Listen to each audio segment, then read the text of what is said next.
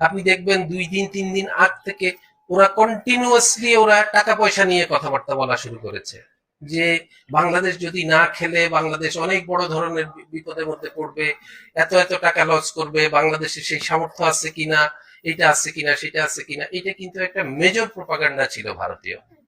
এখন এই প্রপাগান্ডার লাইনে যে কথা বলবে, সে আর যাই হোক না কেন, সে বাংলাদেশকে তো রিপ্রেজেন্ট করে না। আমার পোস্টটা ছিল একদম friends and family post. Friends and family পোস্টে আমার ছিল হচ্ছে, আমি যদি আমার ইন্টারাকশন বলি তাহলে এখানে রিয়েকশন ছিল 16টা, আর কমেন্টস ছিল 7টা।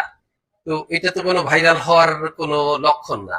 কিন্তু এখান থেকে যেটা হয়েছে সেটা কেউ একজন এটা আমার এই পোস্টটাকে স্ক্রিনশট নিয়ে তারপরে তারা তাদের মতো করে এটাকে পাবলিশ করেছে, বা ভাইরাল করা বলেন যাই বলেন। তো ভাইরালের কথা বলতে গেলে আমার পোস্ট কিন্তু ভাইরাল